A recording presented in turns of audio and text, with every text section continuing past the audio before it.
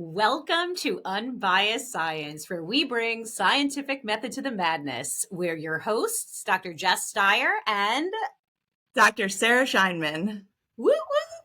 And this week, we are going to tackle a topic, concussions and TBIs, traumatic brain injuries, which is something I have a lot of questions about as a mom of two young kids who are starting to get interested in sports and extracurriculars.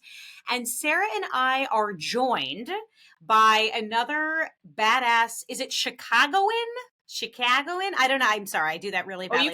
You can turn that up. That super fan, just crank it to 11. Crank it. All right. Dr. Julie Bruene, who is a sports medicine physician with hold on. Let me get this right. So she's a sports medicine physician with special interests in acute and chronic orthopedic injuries, concussion management, care of female athletes, care of combat athletes, and mixed martial arts. I have questions about that. And special needs athletes. Also, no big deal, but Julie is the team physician for the Chicago White Sox, the Chicago Bulls, and DePaul University. She also happens to co-host an amazing podcast that you absolutely have to tune into. It's called Your Doctor Friends, and she co-hosts with another sports medicine doctor, Dr. Jeremy Allen. Thank you, Julie. Thanks for joining us today. Oh my God, Jess, Sarah, I'm so happy to be here. This is great. Let's have some fun. I also kind of feel like I'm a third wheel. Seriously. On your own podcast? On my own podcast. No, I really do. I feel like the two of you there's going to be a vibe. There's the whole Chicago connection. The whole thing is going to happen. And also you both know so much about concussions and brain stuff. So I'm going to be doing a lot of listening and learning on this episode. Well, I also have a vested interest in becoming best friends with Julie so I could score some Bulls tickets. Planting that seed, huh? Oh, for sure. I'm just planning it right now. I also am an alum of DePaul University, which is actually where I did concussion research as an undergrad. Yay! Oh, third wheel. Full circle. You're not a third wheel. Yeah, full circle. Yeah, so that's where my interest in this subject sort of originated. So this has been like 10 plus years in the making for me. That's awesome. I love it. I also want people to know that these two have been using a term that is scaring the crap out of me. Something lollipop head, and there's like a floppiness that they're doing. I don't know if you're watching this on YouTube, but I really, all jokes aside, I actually do have questions. It's interesting. It's my daughter Sophia who seems to be interested more in those like high contact sports versus my son who's more of a chess kind of kid, which I love, Yes. But all right. So before we get into like the practical stuff, I don't know, Sarah, can you maybe just set the stage? So Sarah, if you don't recall, Sarah's background is in neurobiology. So from a neurobio perspective, what is going on when someone gets a concussion? Like how do we start this conversation? Well, so as a scientist, like my favorite thing to do is to just define terms. Like let's start every discussion by let's get it out there. What exactly are we talking about? So when we say concussion, what we're talking about is a mild traumatic brain injury or a TBI. And this is typically caused by an impact to the body or the head. And it causes the brain to bounce or even twist inside the interior of the skull, like inside of the skull. So usually this happens during some sort of a collision or direct impact. And the brain sits within the skull and it's surrounded by a fluid that's called the cerebrospinal fluid, which is basically just an ultrafiltrate of plasma, and it provides nutrients and protection to the brain. So when you hit your head, and usually this happens not during an everyday activity, but like if you're playing a sport or something, you're moving at very high speeds and you collide with something and your head stops immediately, your brain is going to keep moving inside of your skull and sort of bounce up against the inside of your skull. Sort of think about it, and I like analogies, Jess. So think of it like a grapefruit in a bowl of water. And if you're moving around the bowl, the grapefruit is going to hit up against the side of the bowl. And that's sort of what's happening to your brain inside of the skull when you get a concussion. All right. Well, that's terrifying. So, I mean, honestly, that really sounds quite scary. First of all, can we just, Julie, are you seeing a lot of concussions? Just so I like sort of understand the context of it. Is that something that you see a lot? I see a fair amount. I mean, I did a lot of training in it. So, one, I just wanted to make a quick caveat to my intro. I'm not the team physician for all of those teams. I'm a team physician. There are many of us that work together to do it, and I'm not even like the head at the top of it. But happy to be a part of the Bulls and the White Sox. And Sarah and Jess, you can have Bulls tickets whenever you want. You can have as many White Sox tickets as you'd like, too. Anybody want any of those? They just lost their 101st game. Cubbies fan over here. Yeah. Okay, great. Okay. I love but you to guys. actually answer your question and to not just vamp for no good reason. Yeah, I mean, a fair amount of my training in sports medicine. So just to be really clear, the type of physician that I am, I went to med school. I did a residency in family medicine, and then I did a fellowship, about a year of extra training after residency in sports medicine. So I'm not a surgeon. I do all the non-operative stuff, and a fair chunk of that involves, to be honest, it's usually the acute management of concussions. So like when I cover things on the sidelines, or when I'm seeing people in the in the office, you know, I'll have a kid that comes in, or an adult or whoever that says, hey, you know, I had this injury. I bonked my head. Something happened. I feel weird now. Do I have a concussion, or I was diagnosed with a concussion from XYZ other person? Please help me manage this. So I do see a fair amount of it. We have one of, in my opinion, and really I don't think it's all that biased, one of the best concussion specialist neuropsychologists in the region, named Dr. Beth Piroth, in our practice. So we filter a little bit more of the more complicated concussion cases to Beth, because she absolutely rules. She's been doing concussion work for 20 plus years. She works for, oh my gosh, the Chicago Bears, the Blackhawks, the Bulls, every team you could possibly think of, Beth has worked for it. The National Women's Soccer League teams. She's amazing. So one, it's great that I get to learn from Beth Piroth, and also collaborate if I have a case that is a little bit trickier or harder to manage. But in general, I'm seeing more of the like, hey, I had an acute event. Something's not right. I don't know what to do. Or my kid might have a concussion. Their athletic trainer said that they had a problem. Please help me. Help me figure this out so I can get better and go back to play or feel normal again. Got it. And so, oh, sorry, Sarah, were you going to say something? Oh, I was just going to say that there's a great episode on Julie's podcast where they actually interview Beth. Maybe we can link to that in the show notes, just because I learned so much from that episode. And I also realized that my post-concussion, the practices of and the recommendations for what you're supposed to do post-concussion were actually very out of date. So I learned a lot from that episode.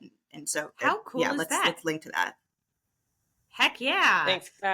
Yeah, Beth did a really, really great TED Talk, like a TEDx Chicago talk not too long ago, where it's really brief, and it's like, it's only like 7 or 10 minutes long, which is perfect for my little ADHD brain.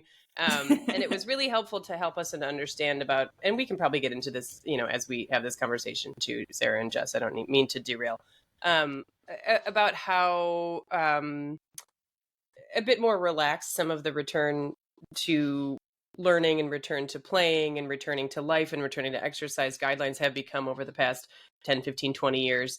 And that's probably a good thing, to like allow people to move and exercise more. And that actually helps to some degree in the healing process. But I don't want to get ahead of ourselves. But yeah, but just to echo what you said, Sarah, I totally agree. I feel like I was doing concussion wrong. And then I met Beth and I was like, oh, please, beautiful woman, tell me what I'm doing wrong. So I can help people.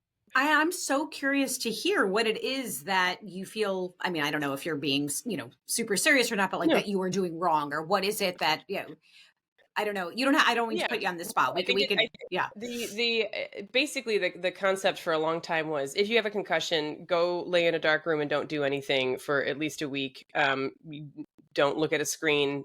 Certainly don't exercise. Don't move your body. Just be quiet and still, and wait for it to pass. And that's probably going to take you, 3 days, 5 days, 7 days. And really, the change has, and the data has supported early return to just like light physical activity because it's good for us in general, Right, I mean, right. we want to protect people's brains from, hey, don't put yourself in a position, within the first few days where you're going to get smacked in the head again. But in general, if it's like go for a walk or do something that gets your heart rate up just slightly, there's good data to support that actually helps speed along recovery, and complete isolation really doesn't help, and it can make things a lot worse. I mean, one of my favorite things to say is that like what's good for your general health is also good for the health of your brain, right? So like physical activity and social interaction is very good for your overall well-being, and so it does stand to reason that like of course it would be good and help promote brain recovery post-concussion. All right. So, how hard does one have to hit their head to get a concussion? Is that a stupid question? I'm just trying to like, No. is this okay? I don't even know how you'd answer that, but I'm just trying to picture like, I don't know, because I'm bonking my head sometimes. Like, how hard do I have to hit it to be concerned? And then follow-up question is, how do we diagnose a concussion? What are the signs of a concussion? Yeah. Sarah, I don't know if you wanted to field that one. My brief answer is we don't know how hard it is. You have to hit your head to get a concussion. We have no idea, and it's different for everybody. And I think you probably saw that answer coming, Jess. But it's sort of like a gradient, right? Like I mean, there are different severity levels of concussions as well. And I mentioned that cerebrospinal fluid that your brain's sort of sitting in. Going back to that metaphor or that analogy of the grapefruit in the bowl of water, of the water being the cerebrospinal fluid in this case. The cerebrospinal fluid is sort of protecting your brain so that it doesn't bonk against the skull when you're doing everyday activities like nodding or, like shaking your head or like bending over or walking. Like it's really important that we have that there. And that's sort of what's protect. So really in order for your brain to bonk up against the side of your skull to cause the concussion in the first place, like your skull needs to be undergoing a great acceleration. Just thinking back to, your introphysics class, like Newton's second law of motion, like force equals mass times acceleration. So the force, right, it's directly proportional to the speed at which your head is moving prior to that collision or that impact. So if you're thinking, like a collision in football, for example, like two people moving very quickly toward each other and then stopping abruptly, your brain is going to continue in its plane of motion and then hit up against the side of the skull. And that's going to happen regardless of whether or not you have a helmet on, because it's just the physics. And I would imagine, and obviously correct me if I'm mistaken, that a child's brain and development is perhaps, I mean, might it be different if a child is getting concussed versus an adult? I don't know. I might be jumping the gun here. But again, as a parent, I'm just thinking my young children, I don't know how formed their brains and skulls are, and are they more delicate and more sensitive? That makes sense to me intuitively. So probably another stupid question. No, it's not. I don't think it's stupid. And Sarah, I think you can field this one as well. But my brief answer is no. I mean, there's kind of pros and cons to having a developing brain. Your developing brain also bounces back relatively quickly-ish, sort of. I don't know. Our brains are old and dried up and full of mothballs. And while we probably get fewer concussions as we get older, just because in general we put ourselves in fewer situations as a population than young people do as a population, because they play more, team sports and all that kind of stuff. So that if you look at an epidemiologically, you're going to see more kids having concussions than adults. That being said, when you're talking about mild traumatic brain injuries, we're not talking about skull fractures, we're not talking about brain bleeds, and you're talking about a person's brain that is, has normal spinal fluid, is generally, all the parts are in the places that they're expected to be. They don't have some type of like, skull malformation or whatever like that. All things being equal, in general, kids have a pretty high ability to recover from these things, especially if it's once and it's simple and there's not a lot of other mitigating factors to it. I think what we're probably going to get into is when we're talking about repetitive hits, And what's tricky is those repetitive hits. We don't know if they need to be great big giant hits that make everybody go gasp and everybody runs onto the sidelines, or if it's repetitive hits over and over and over and over again. And is there some other X factor that we don't understand that makes somebody way more susceptible to getting concussions? Or if they do have these mild traumatic brain injuries, do they then go on to have long-term problems from it? And Sarah, I'll let you field that one more because it's just outside my scope to some degree. But that's really where the kicker is what's happening long-term to young people, and how can we protect them so that we're not putting them at risk? Because here's the thing. Sports are fun. It's supposed to be fun. We're not like training children for the Hunger Games so that they can, like make it through the hard winter, and we're just like bulking them up so that they can survive the famine. Like, this is for fun and entertainment. The point of this is that kids can learn how to win, learn how to lose, learn how to to bond with their friends, learn new skills, move their bodies, enjoy being together. That's the whole point of all this stuff. Not so we as overzealous parents or weird aunties from the sideline are screaming things. Like, the whole point is to have a good time. And so it is asinine to not have the highest, I don't know, put the most weight on protect these kids. This is for fun. This is not for training for anything. Right.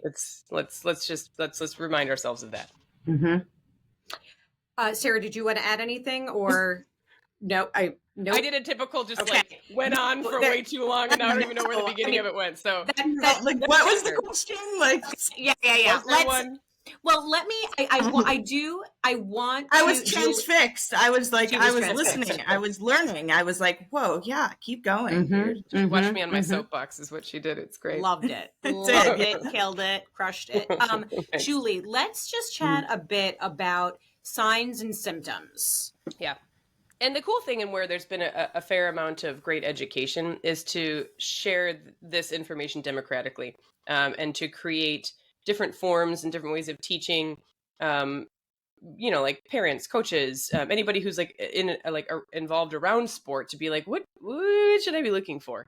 And so there's been some pretty nice educational materials that have gone out over the past several years. And I'll go to them in a moment. I'm just citing the CDC's website right now on the signs and symptoms of concussion, which is actually a pretty nice source, and they've outlined things quite well. So they cite the following observable signs in people that may have a concussion or TBI. If you can't recall the events before or after a hit or fall, if the person is appearing kind of dazed or stunned, like they got those kind of like big Bambi eyes, and they don't quite are taking a little bit slower to respond to your queries, your questions. If they forget an instruction, they're confused about an assignment or position, or they're unsure of if it's in a game situation, like they're unsure of the game, they're unsure of the score or who they're playing, where they are. If they just move generally clumsily, if their balance seems to be off, again, like Bambi-eyed, Bambi-legged, answering questions very slowly. I wanted to touch on loss of consciousness, and I wanted to ask you about that, Sarah, because for a while, I remember earlier in my career, and we were learning about concussion. One, there was a thought and a misnomer of you had to have a loss of consciousness for this to be a concussion, and that's just not true. No. But also, loss of consciousness was either a good prognostic factor or a bad prognostic factor, meaning like, if you got knocked out, that's bad. And I feel like I learned that for a while. And then there was a moment where, around the concussion zeitgeist, it was like, no, if you get knocked out, that's good. It's a protective factor. So I don't think it's good or bad. I mean, I think loss of consciousness is sort of like your brain's, like, it's sort of a protective mechanism for your brain. It's kind of like, there's like too much going on right now. Time to like close the curtains. Like, we're just going to chill for a second and then reset and then come back, to do a hard reboot, basically. Right. Exactly. That's how I think about it. And usually the loss of consciousness occurs following like a more severe hit. So like we kind of mentioned, like not all concussions are created equal, and it's kind of a heterogeneous condition a little bit, because you could get a mild concussion or you can get like a more severe concussion. And I think that is predicated upon the severity of the symptoms, right? Because like another thing I wanted to mention too is that it's not like, what's tricky about concussions is that you can't, there's no test really, physiological test. I mean, because oftentimes it's not going to show up on a brain scan. And there's not really like a blood test that will tell you definitively if you have a concussion or not. And it's completely dependent upon a third party sort of assessing the symptoms of the person that was injured. And that's kind of, where the loss of consciousness is kind of, like that's going to happen before you can assess the symptoms, right? Like you have to wait till, provided that loss of consciousness even occurs, you have to wait till they come to, and then you're going to assess, like, okay, what do you remember? What's happening? Are you? So it's not like there's imaging or anything like that could confirm a concussion. It's really these signs that you're describing. Okay. Now, and I don't know if there's anything else that you wanted to say about signs and symptoms, but for me, as the only non-athlete in the room right now, That's not true. We're all athletes. You I'll go to the East Coast. Make an athlete out of you. All right. I'm not going to touch that one with a 10-foot pole, but I guess my only point of reference for what to do when a person has a concussion or TV shows when it's like, don't let them fall asleep, like you're like smacking their face and keeping them up. Is that a thing?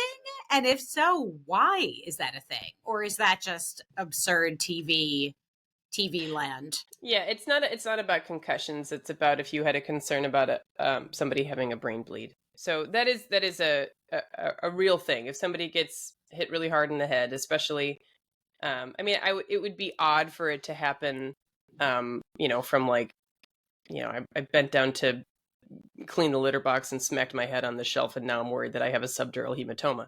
But somebody having like a big even like a ground level fall and smacking their head really hard, or being in a car accident or falling off the swing set or something where you're like, this was a pretty high energy fall, I'm a little worried about this. Or someone who's older, or someone who's on blood thinners, or you're worried about other reasons why they might be at a higher risk for a brain bleed. And so the concept is that the people may have this sort of period of lucidity where they're feeling okay, they smack their head and they feel fine, and then usually within a period of a few like 2 to 3 hours, that's when they start to rapidly deteriorate, meaning like they become much more somnolent. They're not going to answer you. They're very lethargic. You may notice changes in their pupil shape, and they're unequal. They may just get very like nausea, vomiting, like losing, just not looking well very quickly. And so, I mean, you could make a recommendation, and Sarah, let me know if I'm wrong about this, of like, somebody you're worried about smacking their head real hard. You don't need to wake them up every 2 hours or every hour throughout the night, but you certainly should probably monitor that person for at least 2 to 3 hours, because that's sort of it's more of an acute time point that you need to be concerned about this. I mean, because like you said, usually the clinical manifestations of a brain bleed or something more serious is going to manifest just in a couple of hours post injury. Right. So it's not like stay awake for 24 hours post concussion. I mean, I think that would probably make things worse, honestly. Right. Yeah, and I think that's well documented too. Of like, don't wake up your kid every hour. One, you don't want to do that. Two, they don't want that. They have a concussion. They should be sleeping. But I think you're absolutely right. I think within the first couple of hours. So even like, for example, if I'm covering a soccer game and I'm worried about an athlete that got smacked in the head, I'm going to make sure, and I'm going to tell my fellows and everybody I'm training, you're going to check that person after the game. Because you don't know if they've deteriorated. And if you're just like, yep, you're fine, see you later, like I did my due diligence at halftime, they could acutely worsen within that next 90 minutes, and that might be something that you're worried about, that you might want to go to the emergency department to do something like a brain CT to rule out not a concussion, but a skull fracture or a brain bleed would be what we're looking for. Okay. So a patient shows up, you're assessing them, you determine you think that they do have a concussion. What do you do? What is the treatment? Yeah. Real quick, the assessment, the sideline, and I keep calling them sidelines. You don't have to be on the sidelines. And then everything is about sports, even though I'm a sports medicine doctor. I'm not even really that much of an athlete either. I just like sports. So like, it's not like I'm some like crazy marathoner or whatever. Like I'm not. I'm just some dork. She's lying. I'm not. Whatever. Shut up. My point is, well, I think it is a misnomer. Sports medicine people come in. I see a lot of like older people with arthritis that just want to feel better. Like it's whatever. But so we call we call it the SCAT-6, which I just think is kind of a funny name. SCAT is a gross thing to call it, but it's a slide-like concussion assessment tool. And there's been many iterations. We're now on 6, which is my favorite number. So yay. And it's a really nice sideline assessment tool, or just like next to the person assessment tool. To do it really well, you probably should have some training, and it's recommended that folks that are administering this test are, have training in it. So like, someone like me or Sarah or Jess, you could do it too. Athletic trainers are really, really good at this. But basically it's running through a lot of different, sometimes just basic stuff. Like, where are you? What day is it today? Like just the general orientation questions. What's that kind of stuff. It's giving like a quick and dirty assessment of where are you at right now as far as thinking, balance, eye movement, just like a kind of a general neurologic evaluation. It does not take very long. We're talking like 5-10 minutes tops. There's a couple different memory questions where you ask them to, remember 5 words, and then you ask them to remember them again at the end of it. And based on that, you get a numeric score. And what's nice about those things is that you can utilize the SCAT scores to kind of give us generally okay degree of like, hey, is this person objectively getting better? Because it's tricky, like really when we're diagnosing somebody with a concussion, it's like you got hit in the head, or there was some degree of change of velocity to your head that caused a change in your symptoms. And that can sound very, very vague, but Sarah, is that sort of in the realm of what your understanding of diagnosis of concussion would be? Yeah, absolutely. I mean, it is like for it to be considered, like concussions are right, like they're considered a mild traumatic brain injury. So an injury to the brain, by nature is going to manifest in a change in both structure and function of the brain. So function of the brain being the symptoms, structure, of the brain being, what's going on at the neurobiological level, which just very simply, what's happening like within the brain when you have a concussion, is that the neurons, which is the major cell type within the brain, your neurons are getting stretched, and depending on the severity of the injury, they can also even break. And this interferes with the ability of the neurons to talk to each other, to communicate. The fancy science word for that is synaptic transmission, and that is what sort of makes the symptoms occur, is that your neurons, they are losing the ability to communicate with each other as effectively as they otherwise would. Okay, so more questions for you, Sarah. So first of all, we co-authored a newsletter on this topic. Y'all can read it right now. It's at, theunbiasedpod.substack.com. Sarah, in the sort of when you're setting the stage for concussions, you were talking about, let me just see here, that I guess concussions make you more susceptible to damage caused by subsequent injuries. So you talked about something called second impact syndrome, SIS. You talked about chronic traumatic encephalopathy, CTE. Can you talk about what are those things? Yeah, absolutely. So, another one of the major changes within the brain following concussion is you have what's called an energy crisis. So basically what that means is that the energy that's available in the brain for the neurons to function properly and healthily is going to be drastically diminished. And another thing of what occurs is that you have a reduction in the cerebral blood flow. So that just means like the amount of blood that's flowing to the brain that's delivering nutrients to the cells. So that's going to be lower, and studies have shown that that's going to be lower for up to a week post-injury. So the neurobiological changes to the brain following a concussion can actually persist even post the time in which your symptoms are resolving.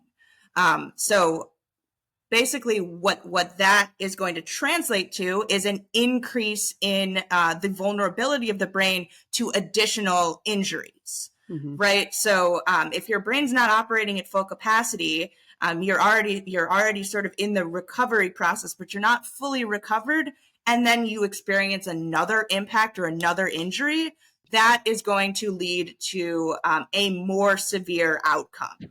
So there is something called second impact syndrome, which, as the name maybe implies, it occurs when you have another mild traumatic brain injury just sort of immediately following the first. And usually this happens because the first concussion was not properly diagnosed.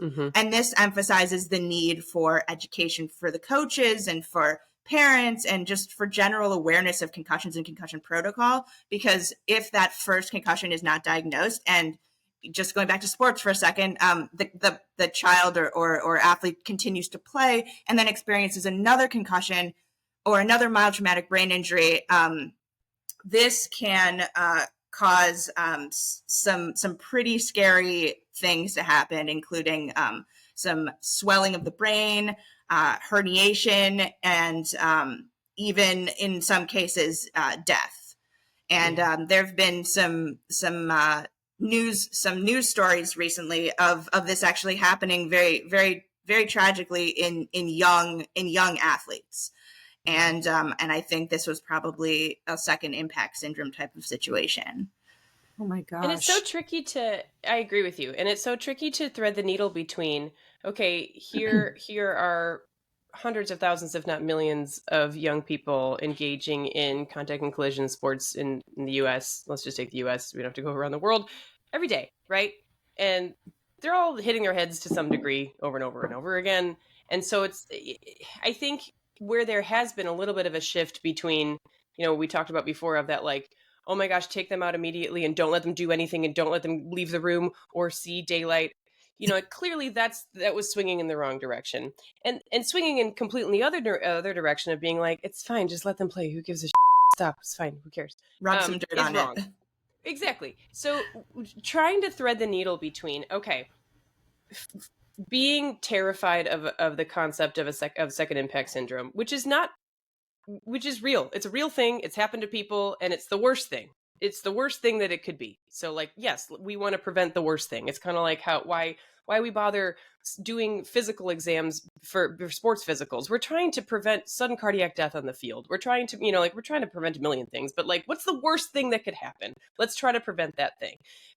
But it's been very hard over the years to not lose sight of, okay, so does that mean we, to not swing in the direction of being like, okay, well, just being overzealous or overcorrecting for this condition, which is catastrophic, just the same way that sudden cardiac death or sudden cardiac collapse, is catastrophic, because it is young people perfectly healthy doing fine and then being gone or having some sort of horrible injury. So no matter what, and it's very difficult to not get, I don't know. I don't want to say clouded. It's not like, my point here, I don't know exactly what I'm trying to make, but my point is that second impact syndrome is a thing. It probably doesn't happen as much as we thought it did even 10 years ago, but it doesn't mean it's not real.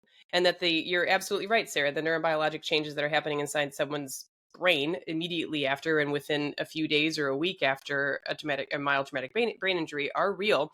What's so hard is to determine, like, what's good enough to let people do stuff, and how do people show us that they're good enough? And that's the really tricky part of it too. So in the end, really what we say is, if you are worried at all that somebody might have a concussion, if you see your kid or you are whatever, you see somebody and you're like, you don't look great, no matter what, they don't return back to play that day, no matter what. Even if they're like, oh my God, I was fine. Like 5 minutes later, they're like, you're crazy. I can,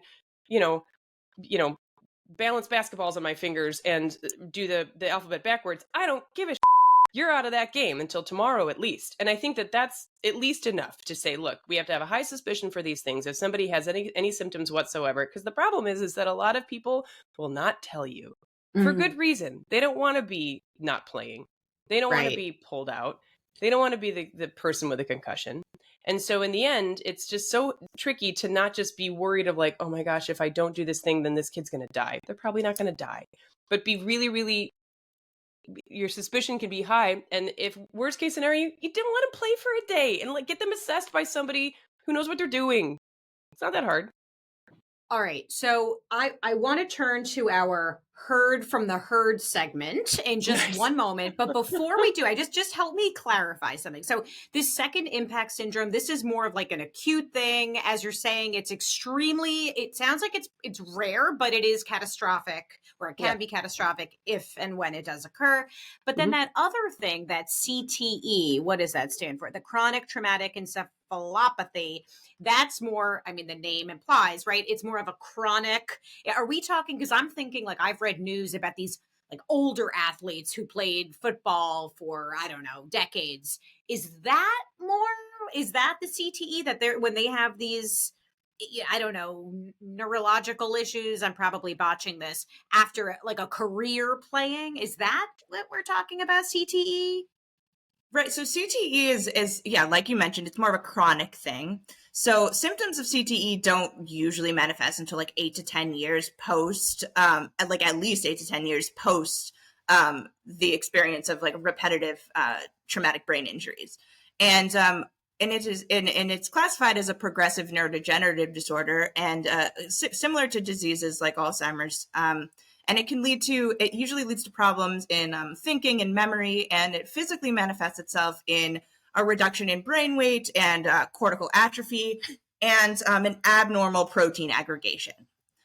So these are things that you actually can pick up on brain scans, and CTE is really thought to be a direct result of experiencing like not just like one or two, but like a career's worth of brain injuries. Got it.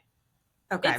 It's tricky too. I mean, we kind of danced upon this when we were creating and putting our heads together for the outline for this episode. I mean, talking about CTE could be 50 different podcast episodes of the three of us talking together, because of how our understanding of it changes, and how the science changes, and how the data changes, and how things evolve. And I'm not touting myself to be the expert on CTE. I would defer. But one thing that I feel like I learned more recently is, and I really love getting bogged down in semantics a little bit. I love language, and I love using the right language for things. And who the hell knows what this is the right language of the moment. But I was reading that there's a 2022 sort of Amsterdam summit of all of the concussion guru folk all getting together and making decisions about what kind of language are we using, what is the most recent data show. And this is 2022, so it's not the most recent, but this is the most recent consensus statement. And I've learned a few things about what we're calling CTE. And it's interesting because they're kind of dividing it into two categories, and this might be getting a little bit too esoteric. And if it is, then you can always cut this out, Jess, because you're the queen, and or Jess and Sarah, yeah, you guys can just silence me, and that would be appropriate. But the concept is like CT, like what is a clinical diagnosis and what is a neuropathological diagnosis? Like what is something that we see on a brain scan or on an autopsy of somebody who has are there visual changes that you can look at somebody's brain goo and see that it looks different than your white matter, whatever, versus someone who actually is displaying symptoms of this problem. And what was interesting is that there are two different names for these conditions. One of when people are manifesting symptoms related to what we think is sort of CTE. And then there's also like what their head looks like, either under a scan or under a microscope. And I found that really interesting because in the end, we don't know if those two things completely correlate or how they correlate. And there's a lot of confounding factors here as to why we may see these conditions in people that have had, sorry if there's a bunch of construction noises happening. If there's seeing these changes in people that have played sport for a long time. And is there some other psychosocial factor that is coming into play? Are there other genetic things that come into play with the types of people that play different types of sports? But it was interesting that the actual, like, the post-mortem neuropathology is being referred to as CTE neuropathic change, or CTE-NC. And basically what we're calling like the actual symptoms or the syndrome that someone is experiencing is called traumatic encephalopathy syndrome, or TES. So I just thought it was interesting to say, like, hey, we have a little bit of new language for this, like what it looks like in a living person who is experiencing symptoms versus what it looks like on someone's dead brain being sliced up. Oh my gosh. But just total side note, between your construction noise and Sarah's cat Loose, this episode is going a little bit off the rails right now, and we don't have that much more time. So let me just switch gears to Heard from the Herd. So a couple of questions for y'all. So, all right, talking about treatment after a concussion. Physical therapy. What about the effectiveness of vestibular physiotherapy? So can you just, maybe Julie, can you just talk a little bit about treatment? Yes, I'm going to talk really briefly because there's a lot of noises happening right now. But yes, the treatment now for concussion is a brief period of rest. It's getting the correct diagnosis, and then it's also treating the symptoms. And a lot of the symptoms relate to undiagnosed, like, neck injury. You think about it, your neck is what's trying to hold your head in place. And so when you're getting sort of, this whiplash, or you get hit hard, a lot of people will get like cervical myofascial or like neck strains. And so they may continue to have headaches and symptoms that have nothing to do with the fact that their brain may be pretty well recovered, and they're like, man, it's been like 4 or 5 weeks after my concussion and I'm still having these these headaches in the back of my head and it's driving me nuts. Those may be cervicogenic headaches, and you just need a little bit of PT and you'll do so great. The other thing is vestibular therapy. So a lot of folks that have concussions may have balance issues. So your vestibular system is sort of what tells your brain where your head is in space. And so, sorry, this is so loud. And so when that system kind of gets a little messed up, or if anybody's ever heard of the term vertigo, like, this is a kind of a similar type of rehab that people undergo if they have vertigo. It's a little different, to basically help them rebuild their balance systems so that they feel like, hey, I feel comfortable on my feet. I've got good balance. I've got good reaction times. And so those two things together, of treating like any type of like musculoskeletal, like aches, strains, pains that can contribute to neck pain or headache after concussion, really helpful. Also, addressing the balance and those types of issues can be really helpful as well. All right. These are going to be rapid fire. Sarah, what about helmet? If my kid wears a helmet, are they protected from concussion? Honestly, no, they're not. Short answer. Because I think the helmet mostly protects against skull fracture. As I mentioned briefly, if we just think about like the physics of the injury itself, I mean, your head is moving rapidly through space and then collides with a inert object. Your brain is going to continue in that plane of motion regardless of what is in front of the skull, right? It's going to keep going, and it's going to keep moving until it's acted upon by an equal or opposite force, physics, and it's going to bounce around the inside of the skull regardless of what is on top of the skull itself. So yeah, helmets are good for preventing skull fractures, which are very serious too. Like, we don't want that to happen. But you can absolutely still get a concussion if you have a helmet. Julie, 30 seconds. Can headbutting a soccer ball repeatedly over years cause brain damage? I'm worried about my son. It's a loaded question. I mean, can it? Yes, sure. Yes. Sorry. Brain damage, yes. No, I agree with you, Sarah. Yes. Repetitive microtrauma to the head is probably the theory behind. We're trying to make the connection between people that play sport. It's maybe these low level micro hits over and over and over and over again that can turn into neurodegenerative issues down the road. So the answer is yes. And there are ways to kind of limit that. Personally, and if you ask Beth Pieroth, I think headbutting or heading soccer balls is stupid and it shouldn't be a part of soccer anymore. I don't get the point of it. Don't do it. Your head is super important. Hit it with other parts, not your hands. Stop it. Don't do that. Got it. All right. And I can't believe I meant to kick off. Haha, see that? The episode with this question. Have either of you had a concussion? Oh my God. Yes, I did. Yes. Yeah, Yes. it was my dad's 50th birthday, and I was walking around with a box on my head because we just got a refrigerator delivered, and my sister Maggie pushed me over in the box, and she felt real bad because I got up after I got hit, and I couldn't remember anything. I was like Memento. I could not remember anything. We went to the hospital, and I kept making the same two jokes. One, I asked what day it was, and it was August 16th, and I kept telling my dad happy birthday. I did that. Sorry. Perfect. You and Randy and my sister-in-law Lauren. You guys are all great. I kept saying happy birthday to my dad, and then I kept looking underneath the sheets to see if I was wearing my own clothes because I had no memory of what it. And then I remember I woke up at like 3 a.m. and my memory came back, and my mom was like, "Oh my God, thank God you're not like this for the rest of your life." Oh yeah, my God! And Sarah? Oh God! So I was 16, and I had just given blood at my school's blood drive, and I walked up a flight of I probably jogged up a flight of stairs to my locker because it was the end of the day and I wanted to go home. And then I don't really remember what happened next, but I came to like on the linoleum floor of my hallway in high school, surrounded by like a group of people. It was a very cinematic moment, honestly. Like I just, my bottom lip was split, like my 2 front teeth were like scattered across the hallway, like I had to get those replaced. Like, it was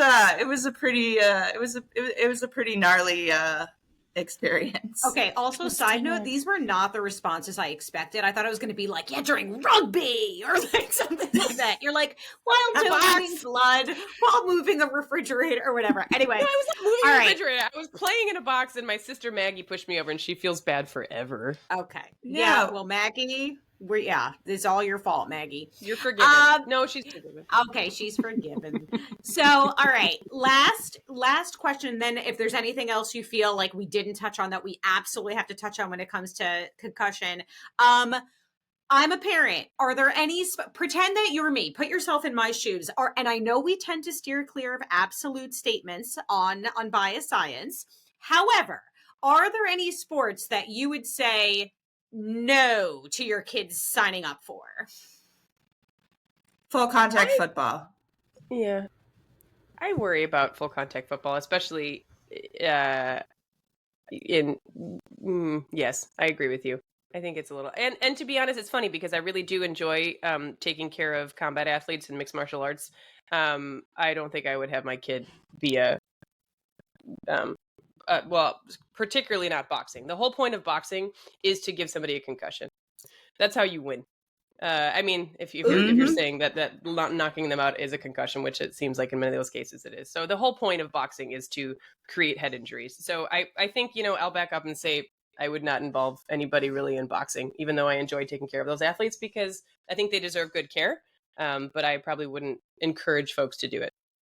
And just to give some historical context in boxing, was before, people knew the science of concussions and everything like that. Oftentimes boxers would, people would say that they had like what's called punch drunk syndrome, because they, would be just they had all of these symptoms, like they were sort of like dazed and like, and like move kind of slower on the uptake after like X amount of years, sustaining repeated head injuries. And that was, before we had concussions and mild traumatic brain injuries, like that kind of language. It was like, oh, well, just boxers, they had punch drunk syndrome. Like they just were, a little slower to move around, like a little slower to answer questions. I love that. I love that. And talking about, I agree. Talking about second impact syndrome, and that's why people died. That's why people would die from boxing. Like you would hear about it back in the day, people losing their life is because the whole point is you knock somebody out, you get them on their feet, you allow them to stand, and if they can hold their balance for 8 seconds, then they get to keep going. So like you're setting someone up for second impact syndrome. You're clearly this is somebody who is already altered, and you're putting them back in to be injured again. Now, I will say there have been huge changes in rules in boxing over years. I still think it is probably the unsafest sport for one's brain. Wow. Yep. All right. Even more so than football, and that's saying a lot.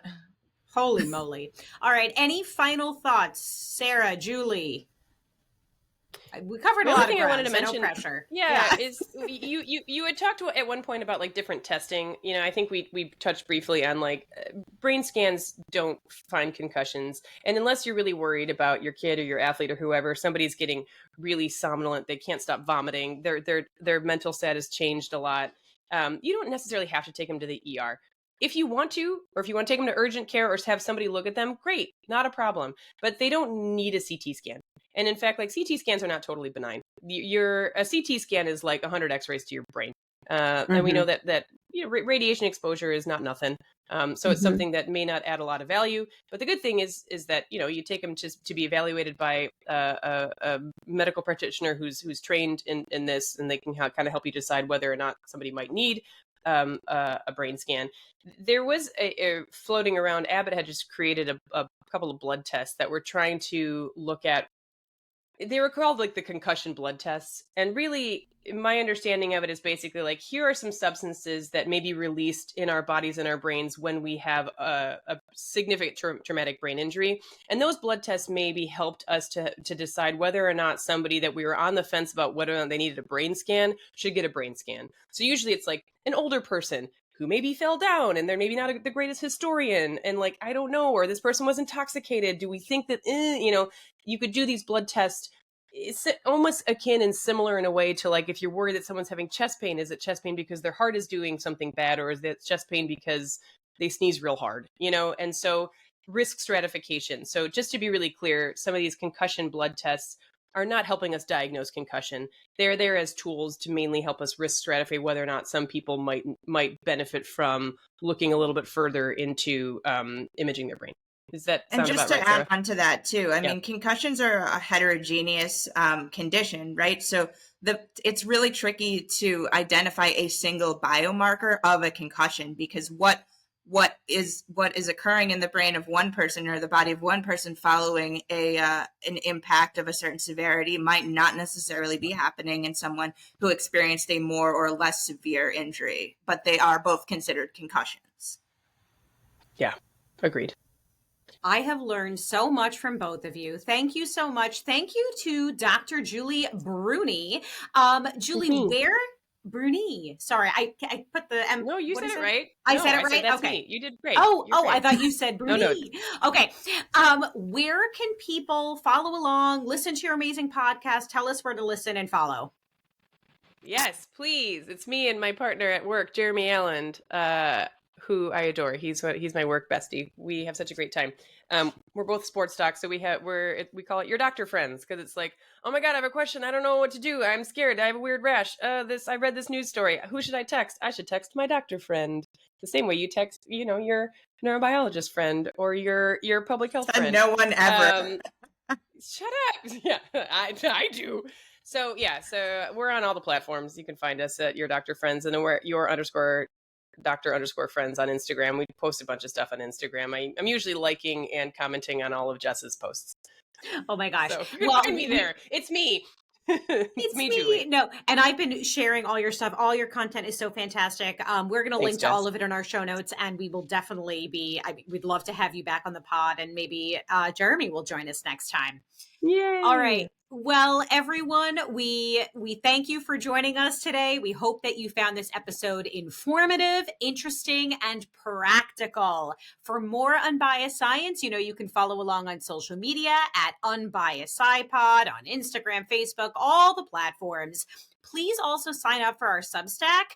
We put out a weekly newsletter. It's free to subscribe. We never put any content behind a paywall, but there is a paid subscription if you are able and willing to support us. You can sign up at theunbiasedscipod.substack.com. You can watch us on YouTube. We're recording video if you want to see our faces, all the things. But no matter what, we are just super grateful for your support. And also, please leave us a review. That is another really great way to support the pod, is to let us know what you think. Anyway, thank you so much for tuning in for No Nonsense, Just Science.